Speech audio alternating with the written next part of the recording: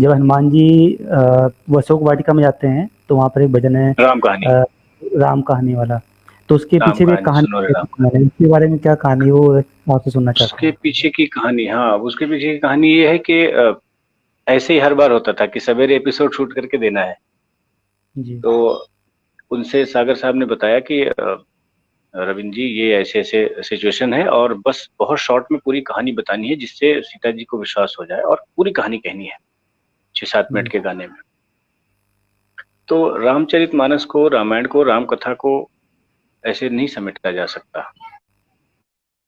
तो विचार विमर्श में लगे थे, और जी। घर पे आके वो बिस्तर पे आ गए, लेट गए। बोले अब हनुमान जी को गाना गाना है, वो जाने, अब मुझे जो करना था मैंने करके दे दिया। मतलब बाकी जो सिचुएशंस थी उस पे गाने हो गए, करके दे दिया, ये गाना रह गया था।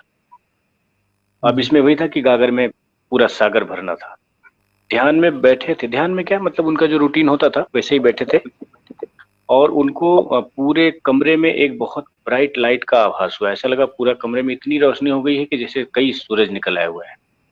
और पूरी बॉडी उनकी रोमांचित हो गई, और थोड़ी देर के उनको लगा कि वो इस दुनिया में नहीं है, बेहोश हो गए हैं, ऐसी स्थिति आई। जी। और उसी जो एक मुग्धा अवस्था होती है जिसको हम कहते हैं कि एक ध्यान अवस्था, समाधिस्थ अवस्था में वो मुखड़ा आ गया कि राम कहानी सुनो रे राम कहानी। और इसके बाद जी। तो फिर आप सब जानते हैं कि जो उसमें अंतरे बने हैं, बनते गए हैं। और उनकी बड़ी विलक्षण बात ये थी कि 4 अंतरे की रिक्वायरमेंट होती थी ना, तो वो 8 अंतरे 10 अंतरे बना देते। जी।